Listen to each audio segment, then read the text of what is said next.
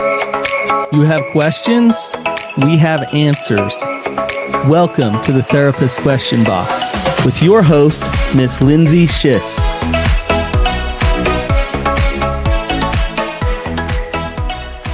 Welcome back to another episode of the Therapist Question Box. We are here to answer your tough questions, and we have some good ones today, so I'm excited to dive right in. Today we have with us Whitney Evans. Whitney, thanks for joining us. Oh, you're welcome. You're a fan It's great to be favorite here. and a me favorite, so I'm really happy that you're here. Thank you. Yes. So today we have a question about grief, and I'm just going to ask the question and we'll dive right in. Okay.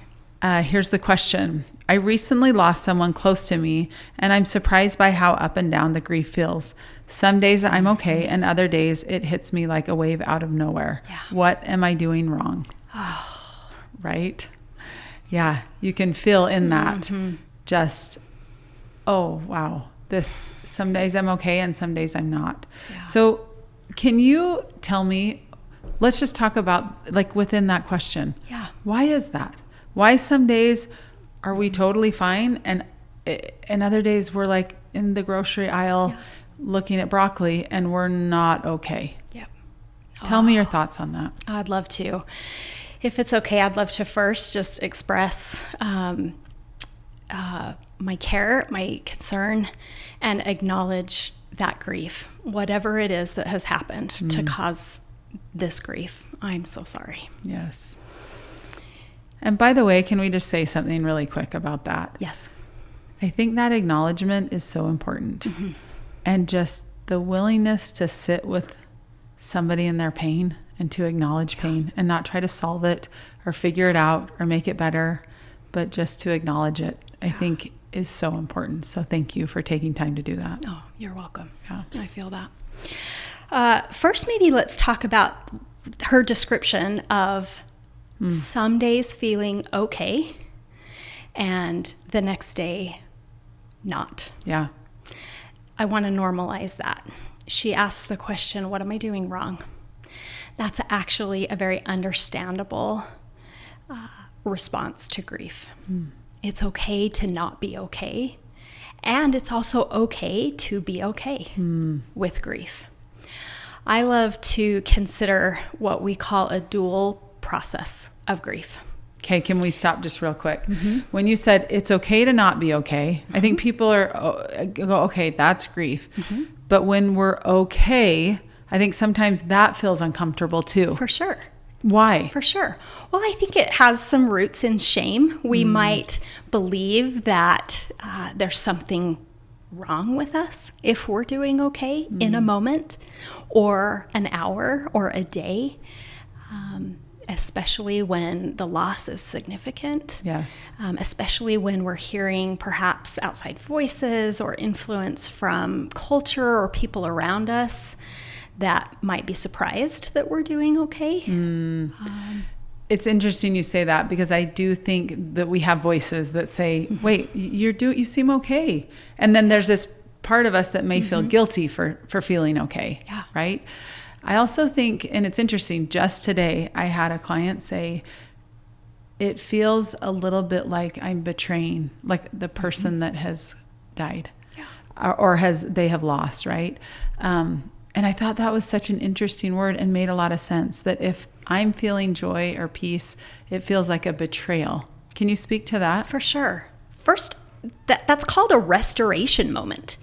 That's a restoration side of this dual model. There are moments when we actually are feeling okay, where we may go an entire hour or an entire day without thinking of that person or thinking of the loss, the thing that's causing the grief in the first place. And you're right, it's very common, especially in the beginning, where we start to recognize those restoration moments where perhaps they take us by surprise, and that can quickly turn into guilt or shame about having that moment where you're okay. Isn't that interesting? So you call it's a restoration moment. I love that. Yeah. But we can feel grief. We can feel pain around it. We can feel grief, or not grief. Excuse me. Sure. We can feel shame, some guilt around it. Yeah. I also wonder the idea, and maybe you'll talk more about this with the model, but that if we're not feeling grief or we're not feeling that sadness, it feels disconnecting from that person that we've lost. What are your thoughts on that? Yeah, for sure. These things are rooted in attachment. Yeah. And we'll worry, like you said, that perhaps we're betraying that attachment or that connection or that relationship or that memory. If we have our eye for a moment or even longer than a moment on something in the present or even the future. That we're betraying that. Yeah. Because it's rooted in attachment. I love that. That to remind us that this is a reminder of the attachment that we have felt, and we don't want to lose that attachment. For sure. Right? So somehow that sadness, that grief feels like we are attaching to that person. Do you agree with that? Yeah. Yeah. Okay, so you talked about the dual model. Tell us about that. So the other side of restoration is loss. This is where we're in a loss process. This is where we're in a loss state. And a couple of ways this happens. It can be intrusive, where it takes us by surprise. Perhaps we're taking a look at our phone and a Facebook memory pops up. And it took us by surprise. And that shock factor, that surprise factor can be very distressing. And sometimes we feel then overwhelmed or flooded, and we can feel very out of control in that moment where the loss feels intrusive.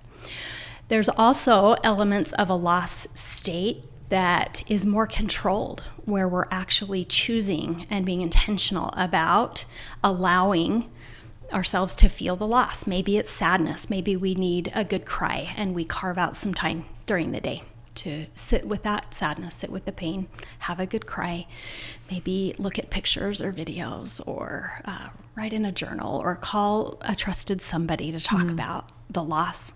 Yeah. Those are more intentional, controlled loss moments. Both of those are important. So what you're saying is we're either going to have intrusive, like it's going to come at us and we're not expecting it, or controlled loss. And that's usually how we're going to be feeling the loss. Yeah, generally speaking, we can divide those loss experiences up into those couple of different ways. Over there in a restoration moment, also we can experience some restoration that maybe has two sides of the same coin. So on one side, our restoration moments may be avoidant, where we're focusing on maybe being social or starting new activities or setting new goals in order to avoid the pain or stay one step ahead of it. Okay. Doesn't mean it's not a restoration moment. It doesn't mean that there's not value to it. It's the motive underneath it. May be avoidant. So when you say avoidant, I think there's a lot of negative connotations with avoidant. But what I'm hearing here is that this is not a problem. Not always a problem. Okay. Right? If we're always avoiding the pain, then it's going to become problematic. Okay. If we just need a day or a week where we need to avoid some of the pain, the loss, especially when it's just not pain, but it's suffering, right? There's a difference between pain and suffering. It can be okay to avoid some suffering by doing something that feels more like restoration. Okay, so can you differentiate between pain and suffering? I think that would be an important distinction as well. Yeah. It's a Buddhist perspective, this difference between pain and suffering. Pain is inevitable. It's going to happen to all of us. We cannot avoid it as humans. With this human experience, we will experience pain. Suffering, on the other hand, can be optional. Depending on what we do with that pain, we can create increased suffering, or we can continue feeling through the pain in a way that fits our values, that allows us to move through it rather than get stuck in it. Feeling pain includes some healthy coping, whether it's individual or relational.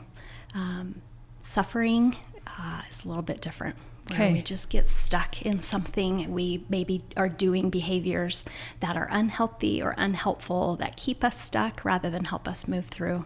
I love that. I actually have that on my bio as a therapist, that pain is inevitable, but suffering is optional. Awesome. And so we get to decide what our what our suffering looks like or lack thereof, Yeah. right? Yeah. So I'm hearing that. Yeah, Like for sure. suffering, we're really in charge of what that looks like. But the loss of someone is inevitable pain.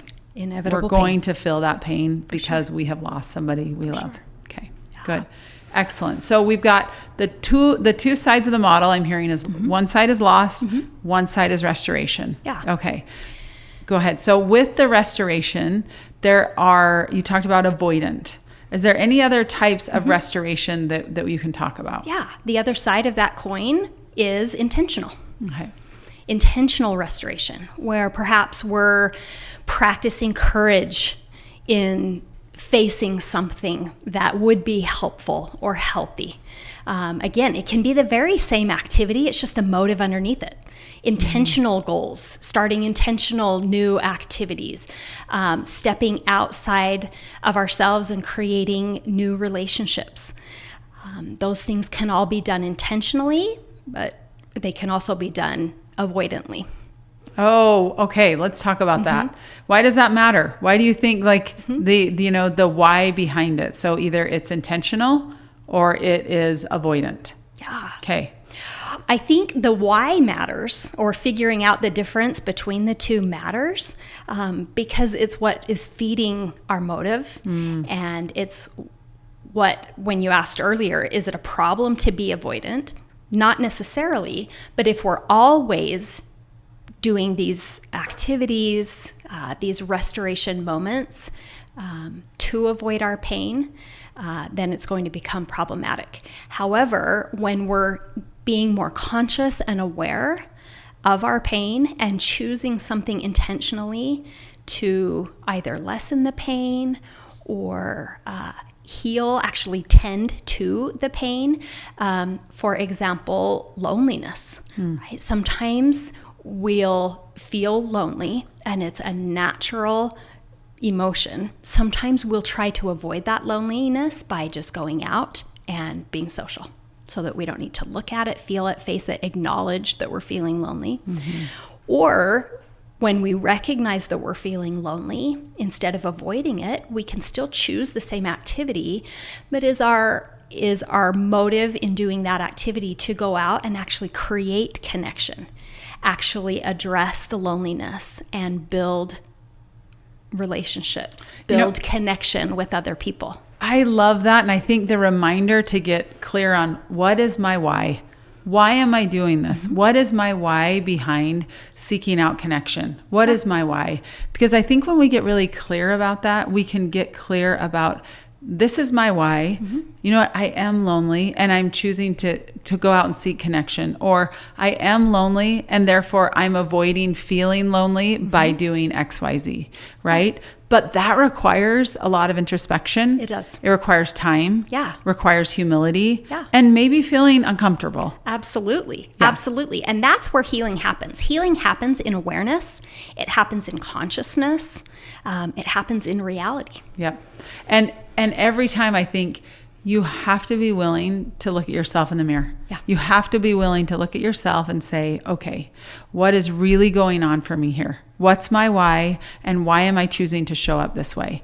But it happens in reality and in consciousness. I love that you said that, because we can just go throughout our days and keep doing behaviors that we're like, that's actually not helping me. I keep doing this thing and it is not helping me, right? But until we put it into our consciousness, then we will often continue doing it, even if it's not serving us. For sure. Right? Yep. Excellent. Yep, Okay. absolutely. So we've got loss and we've got restoration. Yes. Okay. So as you're looking at this, is it like, okay, I should be 50-50, feeling the loss, 50 feeling the restoration? Do I have control of that? What does that look like?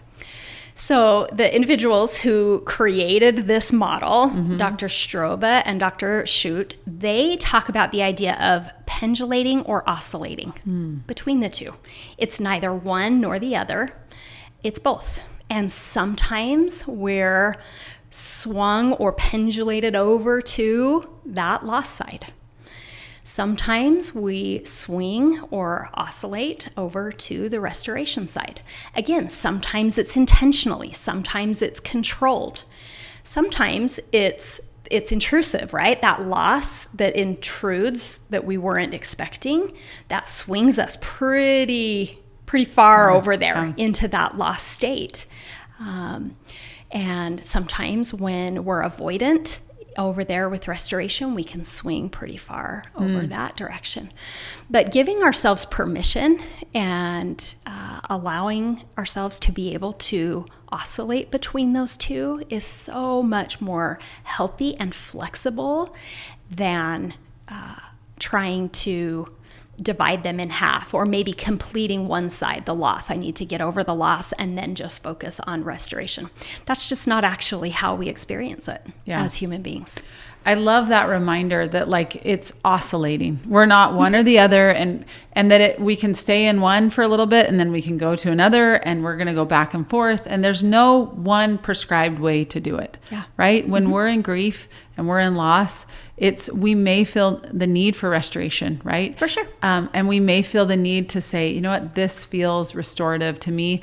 I had a client that was talking about how pickleball is something that has provided so much relief from grief.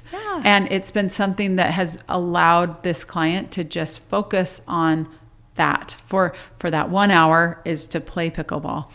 And again, to not feel guilty about that, because it's a moment of restoration, and it's needed as much as mourning the loss is needed. Absolutely. It's okay to be okay. Yeah. Oh, it's okay to be okay. How can we remind ourselves of that? Because I think feeling okay is what we long for when we have loss. We want to get back to that normal okayness, but then feeling it feels uncomfortable. For sure. For sure.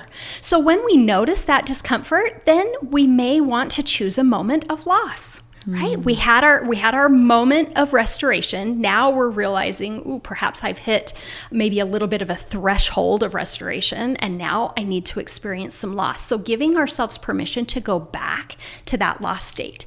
Maybe have a good cry about that, or again, maybe talk to somebody about how uncomfortable that feels that I was okay for that hour of pickleball, for example. Right? It's okay to go back to and oscillate then to that loss. State. I like that. But how do I know, Whitney, if I'm staying in one or the other too much? Like if I'm trying to do this, our listener said, I feel like I'm doing it wrong.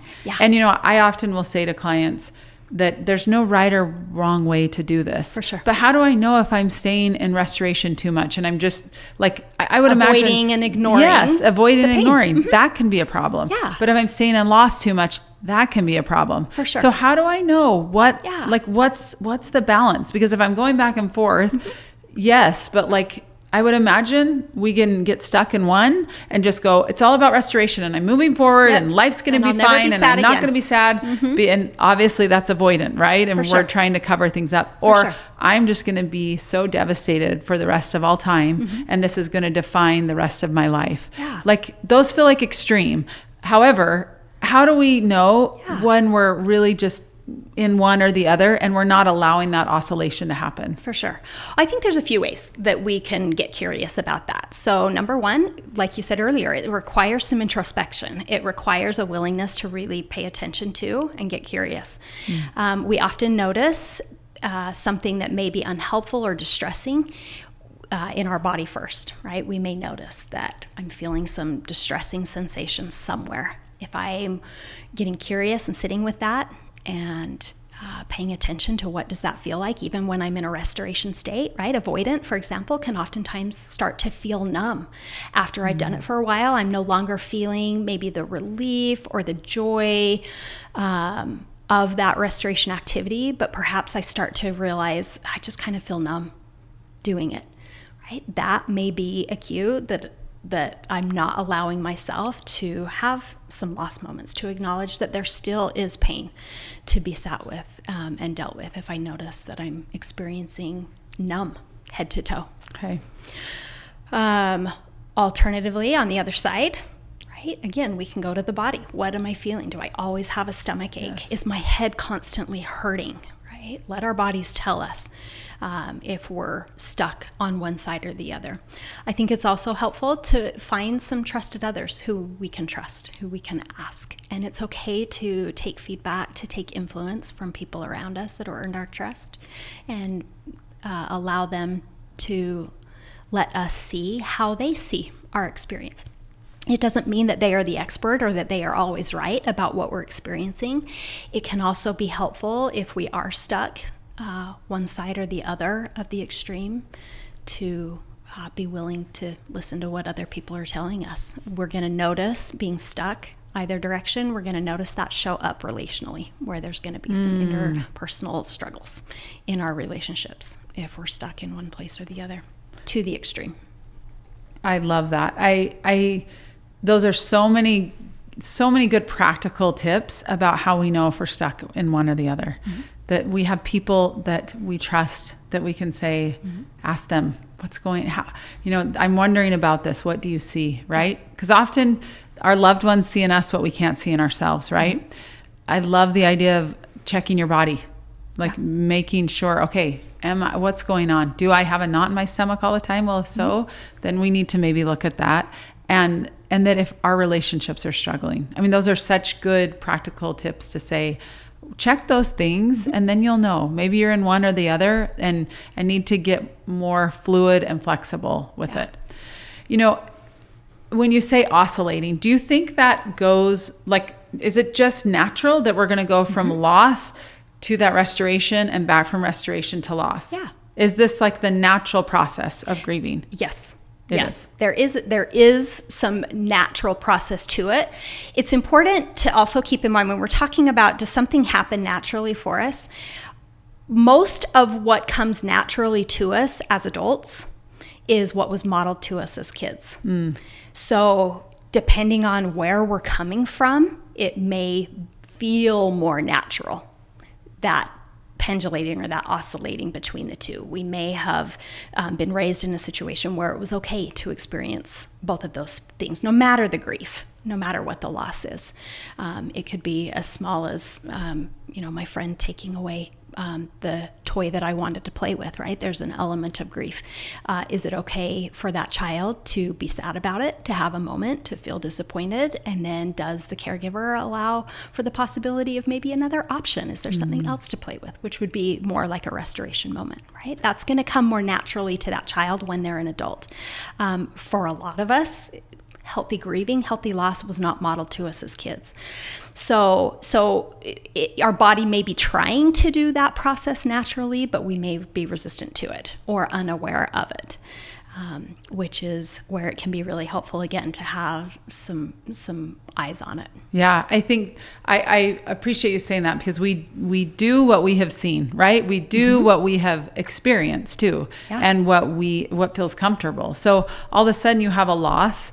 You don't all of a sudden go, okay, I know how to grieve. I know just what to do. This is going to be great. Here I go, buckle up. I'm going to figure this out. No, we go back to what we know, even if it hasn't served us in the past. Yeah. And so it's a real moment of potential growth as well. If we do look to those things, we look to those trusted others, we seek help if we need it, right? Yeah. And we pay attention to our body and say, wait a minute, I have always handled loss in this way, whether it's a toy, whether it's a loss of a relationship or the loss of an individual, right? However big it is, to say, wait a minute, how have I handled this in the past, and is it serving me now?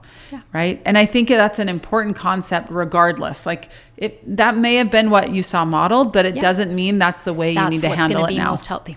Yeah. Excellent. Yeah, sure. Okay. So many good thoughts on this. I think grief is one of those things that feels so isolating, because you have your own experience, even if it's something that, if everybody is experiencing a loss, let's say in your family, but individually you had your own relationship and your own pain associated with it. Yeah. And so how do we not feel so isolated in our grief? Yeah, That's such a good question. Grief is universal. Everybody is experiencing grief. When we are deep in it, we do have that sense that I am the only one. Nobody knows what this is like. 100%. And it feels very isolating. And there is some truth to that. It is so unique, every individual's grief. So that is true, that in some ways we are isolated in our own heart and mind. We're the only ones who really know what it is to feel this particular grief. So True. acknowledging and allowing that, and then broadening it a little bit, maybe reaching out.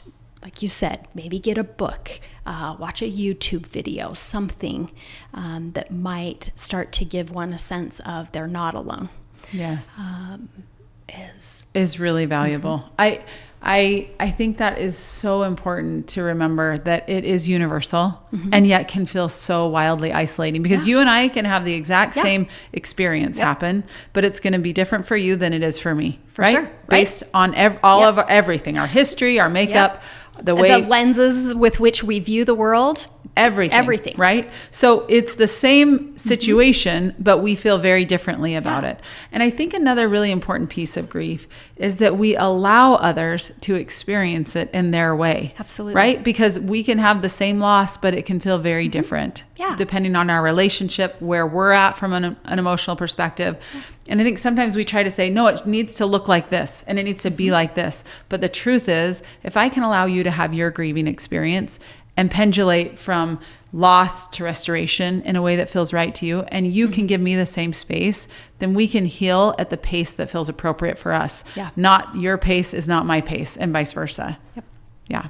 Agreed. So Whitney, is there anything that we have missed? I actually feel like we could talk about this for a lot longer, but I'm curious if there's anything that I haven't asked her that you feel like is really important that we need to talk about. Oh, I think we have touched on the really important things. I would love to just emphasize maybe 3 things. That number 1, it is okay to not be okay, and it's okay to be okay wherever you are.